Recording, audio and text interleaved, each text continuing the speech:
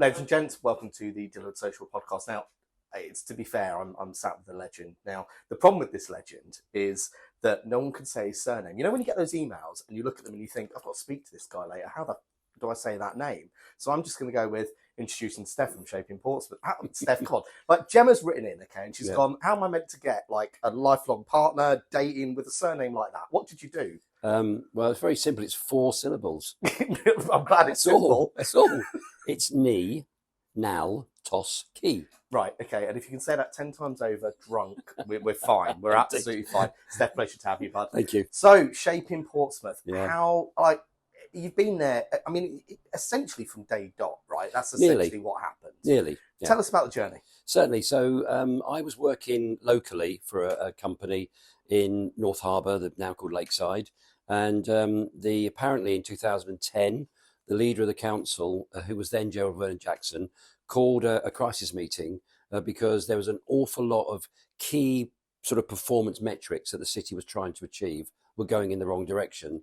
And they weren't things that were naturally owned by local government, regional government or central government. For instance, business startups. It's not really the local government's role to do business startups. Business failure rate.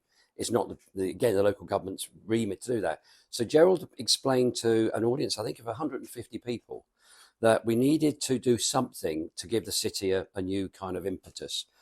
14 organisations said, we all agree with you.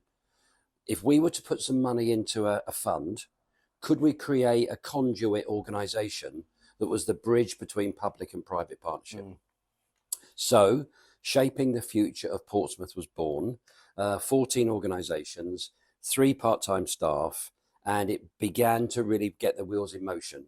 The triangle it built then, which is still true today, was partner financial support, staff, volunteers. And that today, it's a lot bigger today. Yeah, it is. But it was then. So we started with 5 projects and we called for volunteers to staff the programme teams.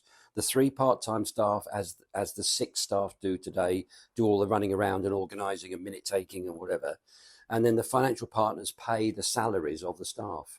I was then called in 2013 to say, we have a business mentoring team, and would you be prepared to spend 2 or 3 hours a month helping, young businesses get started? And I said, if I can add some value, of course I will. So 2013 to 2017, I was the leader of the business support team called Business and Enterprise, or B&E. And then in 2017, the voluntary chair of Shaping was then a guy called Walter Charr, said, would you reverse out of your volunteer role and would you take on the 2-day-a-week role? That's now 3-day a week. That's now a full-time role at 3 days a week and hair loss. Absolutely. Yeah, that's so about right. I'm very, very proud that for 9 years I've been associated, coming up 10. And I know words are cheap, and people say this all the time. I've had a 37-year IBM career, a 1-year VirtuStream career, a 5-year Integrity career, and now a 7-year Shaping career. It has been the best experience of my life to what we, and it is a we, have done for this city and its population. So I was just going to have to call him on his bullshit. There's a bit of that isn't actually a we, because the driving force was you. And I know that you mean it. And that's actually the worst bit, because actually so much wouldn't have happened had you not have actually just got off there and done it. So you mentioned obviously there were 5 programmes back then. Yeah. I mean, there's 16 now. Yeah, I mean, I was doing a rough guess at 20, and I want to talk about the one you stitched me up on. Yes. But no, I mean, they're genuinely brilliant. And actually, the one that we did, or the one that I did a very, very minimal role in, was actually just brilliant, because it was actually just going to a school and having a giggle. And I mean, it wasn't quite that, but it was that. It was a business going into a school and kind of just having a bit of fun with some products and a bit of business dev, and it was really, really good. And I mean, I think my class would agree we got stitched up, but that's a different problem. And next year we will break legs. Yeah. But the funny thing with it is that it doesn't take a lot for businesses to do, and you can have such a profound impact just in those few hours in that day, by doing something really, really good. Of all the programs, what's been your favourite? I don't have a favourite. Oh, bullshit again! Come on. I don't have a favourite. I am very proud of our business and enterprise support programs that I've been associated with for all my time here. Portsmouth at the end of 2022 right, has grown its business base in the city by 24% in a 10-year period. Now, that's with all the closures and with COVID and everything else. We are 24% bigger at 7,800 businesses than we were 10 years ago at 6,200.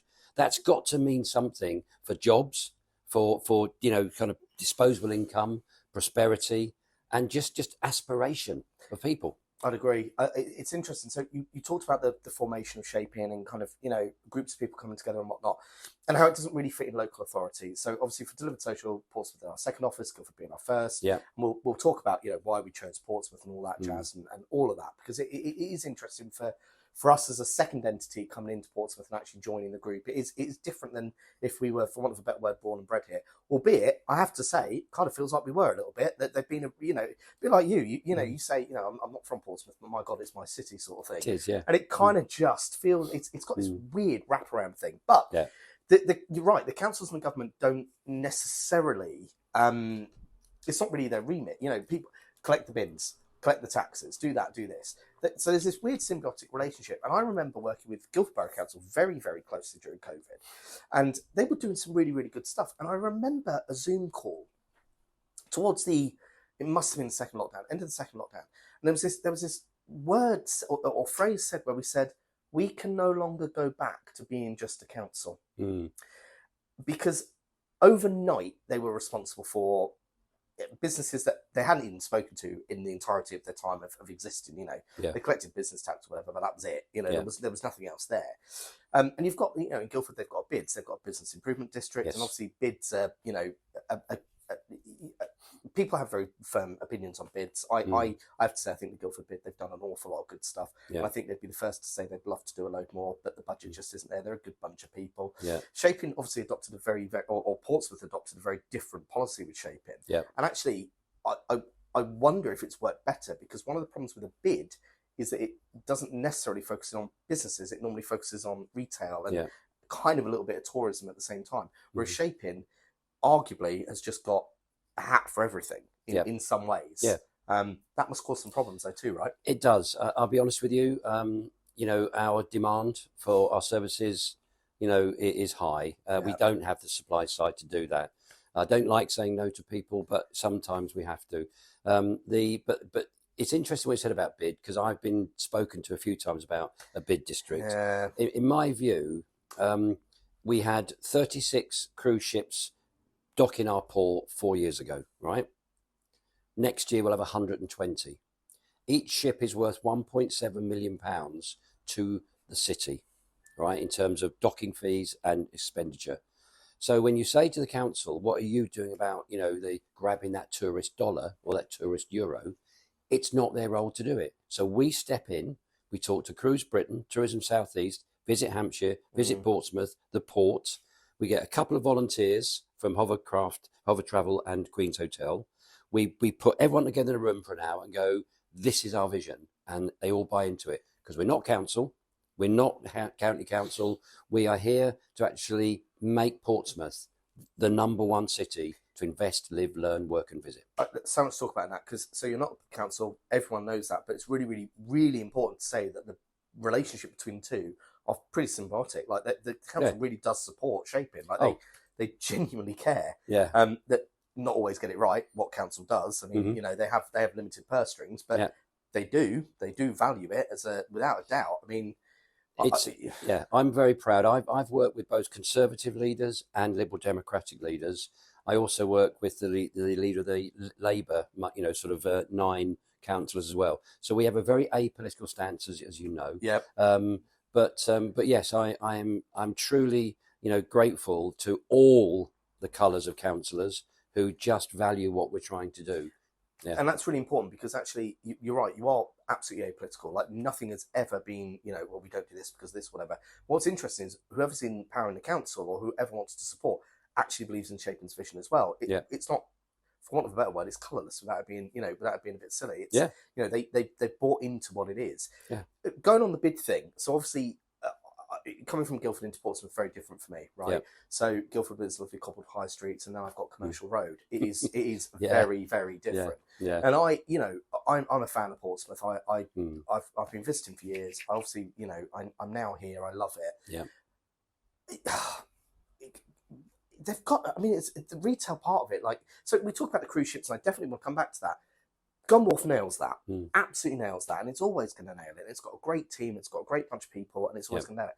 Commercial Road really needs some love and some work. Yes. And I mean, I can kind of see why you get asked about the bid question sometimes with it. Yeah, I do. And you're right to mention Commercial Road, but in the same breath, please talk about Palmerston Road, Osborne Road, Albert Road, because they are unique, eclectic, streets. And, do you know? And the funny thing is, right, just to say on that, so with Commercial Road, you sit there and as a retail hub, you're like, okay, it's a bit decrepit, it's a bit this, it's a bit that, and you can put all the names with it. But oddly, all the same shops that have gone from Commercial Road have gone from Guildford. There's no difference. Yeah. It's just, with Commercial Road, it's probably just a little bit more spread out, so you kind of see it more. The shops were bigger. Yes. So in Guildford, when you've got a boarded shop, and there are a few, but they've got a lot going in there, it's a 2-metre window. Yeah. It's not a 20-bay window. Yeah. Whereas with Commercial, it is, unfortunately. But you're absolutely right. So I fell in love with Portsmouth because of Southsea. Yeah. And to be fair, Gunwharf, because let's face it, North Face. But Albert Road, it's just perfect. It's such a brilliant place. Amazing place. And Palmerston Road, I've got places down there that know me by first name, that treat me well, that make sure I'm always looked after. Yeah. You don't get that anymore. You get it some places, but it's not the norm. No, it isn't. They're really good businesses. Yeah. And I tend to stay out of the senior planning discussions that go on, just in case, I say the wrong thing, or as I'm prone to do on occasions. But the blueprint for the Commercial Road, from the basically what they call the Northern Quarter, that's the bottom of the M275, all the way through to Winston Churchill Avenue, is going to be amazing. In 10, 12 years' time, I think that will be amazing. But it has to be, it won't ever be very large Marks and Spencers and very large this and very large that. It will be niche operators on the ground level and accommodation, above it. You've got to have that mix of housing and retail, because quite frankly, and I'm ashamed to admit it, as I said, I look after a lovely Portsmouth family in my spare time. And, I ran out of something for them to do. And what did I do? I went straight onto my phone and I ordered it for them. The lovely Jill's 88. She's got a particular battery that runs a particular favourite clock of hers. It's not an AA or AAA. And you're not picking it up on the high street. No. So what I did on my phone last Saturday in her house, deliver to, boom. So it's interesting, because I've got real strong, because my first business was retail, so I've got real strong opinions about it. I think you're right. If businesses, they're the ones who are going to have to, put their money where their mouth is a little bit, get out there, fill these shops, because without them, there isn't the things to buy. Yeah. Now, that niche watch thing, you're only going to sell 2 or 3 a month. Yeah. And probably those days are gone, but it doesn't mean you can't have a facility for that still in the high street. I agree. There are. Yeah, I mean, I can't buy a laptop. You can't do it. You can't. PC World doesn't sell what I need. Yeah. So it's Guess not what? just So it's not just little £4 items of batteries. Do you know what I mean? It's no longer there. Whereas back in the day, Currys and all that. And I mean, this has been a long time. This isn't a Commercial Road problem. Yeah. We're on the high street. Yeah. And they're not now. I want to talk about cruise ships. Now, Terence would love me to punt how he's just taken it over and run it as program lead, and Mr. Portsmouth and blah blah blah. Indeed. I'm not going to talk about you, Terence, because do you know what? There's another shining star. And what I loved about Terence's first visit down there, he so obviously for everyone, you will all see Terence online and talking about things he does and whatnot. Yeah. What you don't often see is the messages that Terence sends in private, because the public persona of Terence versus, sorry mate, I am going to ruin this. The public persona versus the private is very, very sharp. Now, that's all the suck up he's getting on this. Right. Because there is a volunteer at that port who he messaged me on a Saturday morning with more swear word expletives and can we hire her? Not sure what for, but she's got a job if she ever needs one. I know. You've got some amazing volunteers. So it's important. Yeah. But this particular one deserves, a crown I know. Vanessa. I know. Look, she came here 8 years ago. She lived in Germany for a number of years. She speaks fluent German. Hence why when the German cruise ships are in, she's a godsend. She is literally the best square peg in the best square hole you can fit. They fit together, that program and her, like a glove. And she literally is the Steph almost of the cruise meet and greet program. She would get anybody to do anything for her. He said he was going down there in the morning. It was first thing in the morning. It's like, oh, here we go. It's Saturday morning. Pick up my coffee. A bit grumpy.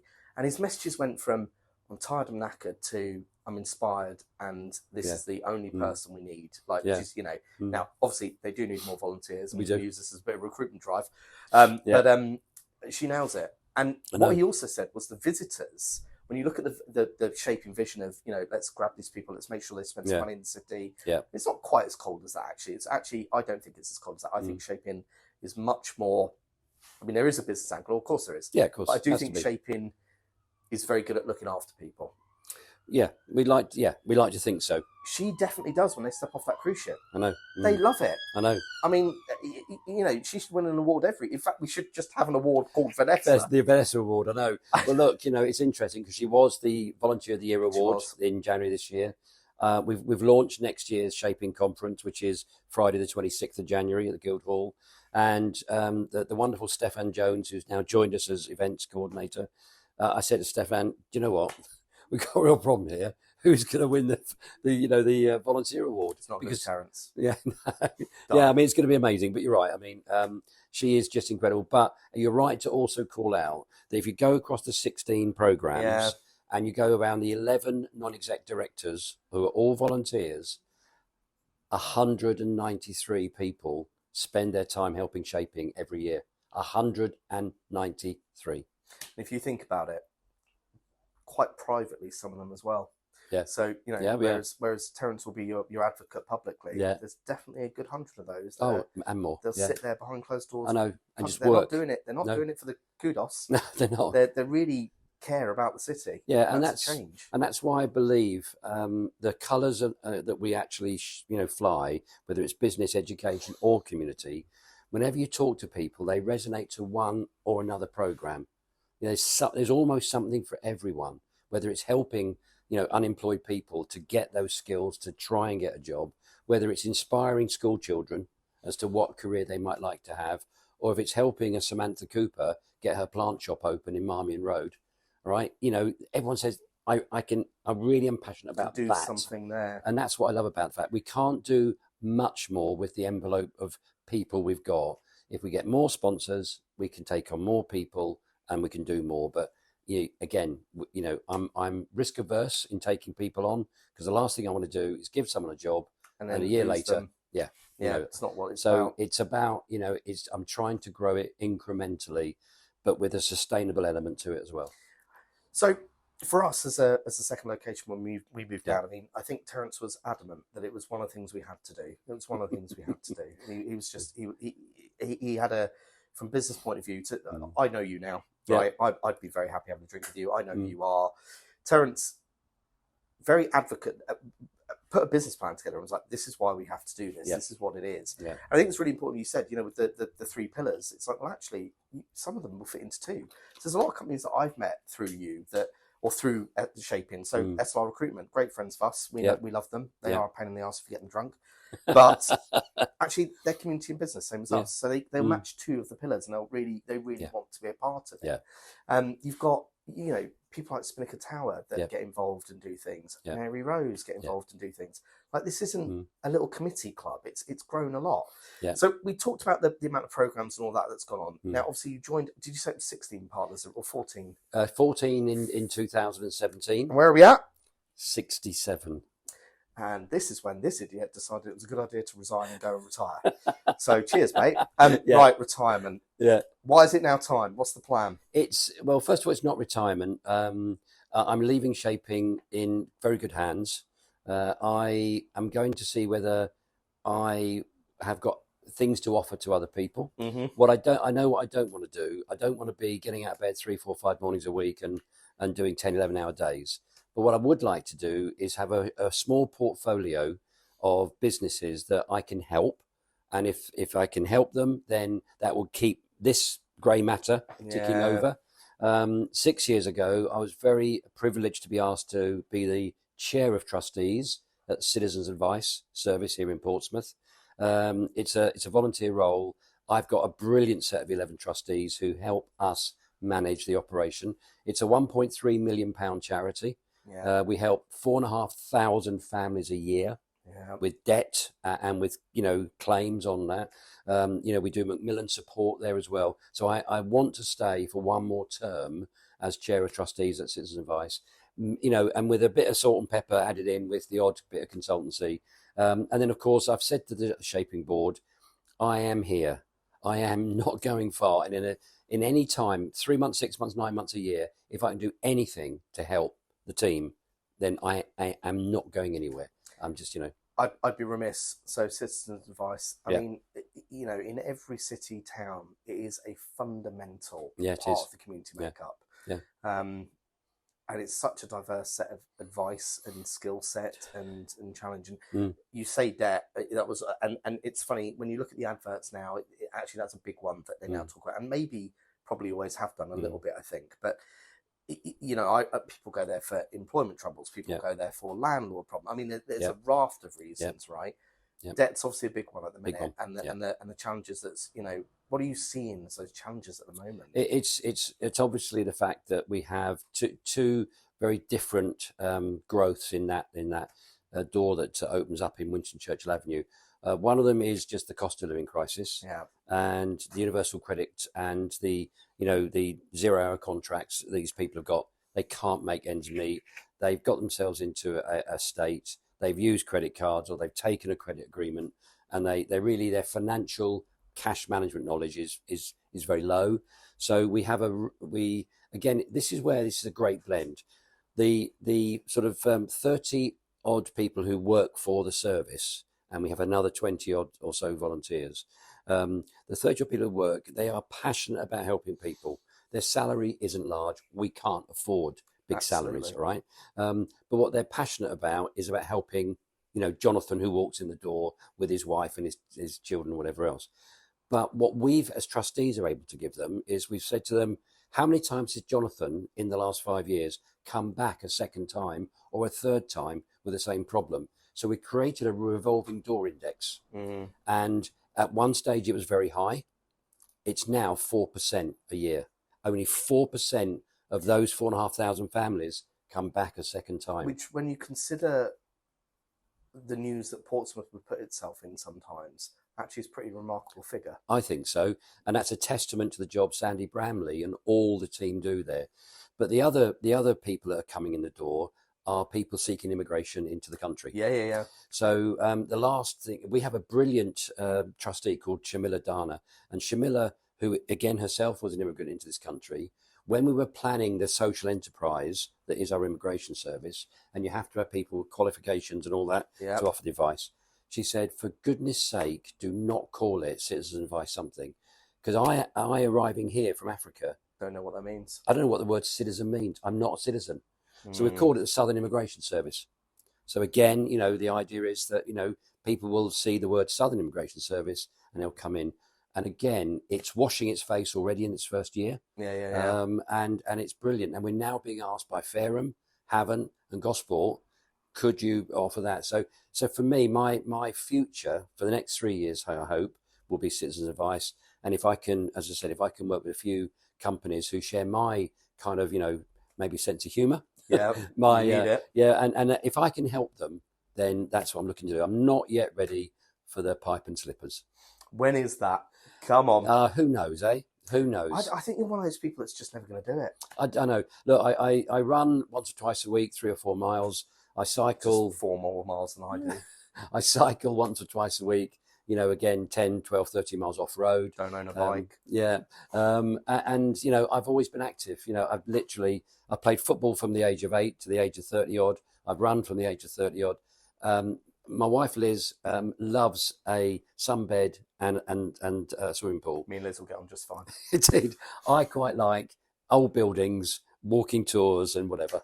No, not happening. So Not yeah, happening, look, mate. I am what I am. This and relationship's done. Absolutely. On that alone, do you know what I mean? You can hold it with Liz. Yeah, you go off walking, you do that, go for a run. You can run there, we'll meet you there. That's the way that's going to work. You know, and I think, that biological clock will catch up with me at some point. And but for now, I'll just love what I do, and I love working with you guys. I love working with all the partners and the people I do. So I think last 3 questions for me then. Businesses looking to join Shaping. Yeah. Why should they? Not the answer that you want to say. What should they? Why should they? What's the real benefit for them? So if they have a social conscience within the city that they live and operate in, then the testimony to our work is our results. Agreed. I once worked for a lovely director who was all style and no content. Honestly, you'd follow him to the edge of the cliff. But you'd realise the cliff was nearly there right when you got there. Exactly. Yeah. We try to be more content, than style. So I think if any business that joins us genuinely can see the value of the work we are doing, and the we will include them. Their money is massively important, but their commitment of their people is equally as important. Equally, their children will then go to school and have visits by delivered social. They'll enter an entrepreneurial game. They'll get their eyes open to what the possibilities are. If they happen to have a brother that's out of work, then we're here to try and help that brother with a skill set to get them back into work. So it is that ecosystem. What it isn't is it isn't a Chamber of Commerce, it isn't an FSB or a sort of BNI or whatever.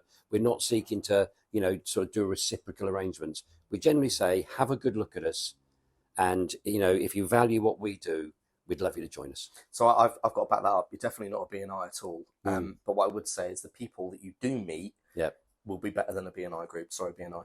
I'm not your fans, you know that. But it is better because they've chosen to be there. Yeah. It's not a business. They're not there just for growth. Yeah. But they're lying if they say they're not, because obviously all businesses are. Okay. Yeah.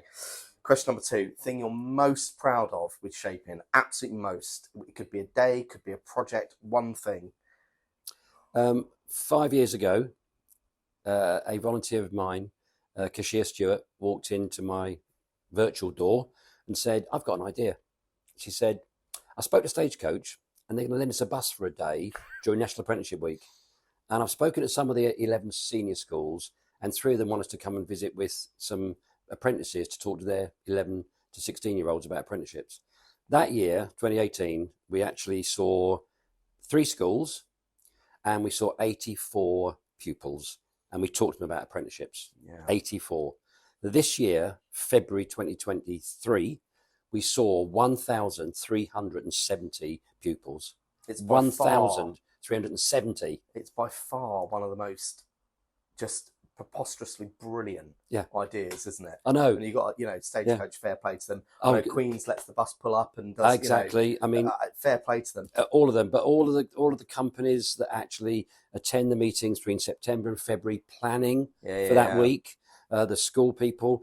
And here's what I love about it: Mountjoy, very large company in the city, joined us in 2022 as a patron, and their managing director, Simon Ingram, is our program lead for the apprenticeship bus. Their managing director gives up the time to do it. Exactly. So the apprenticeship bus is a real jewel in our crown.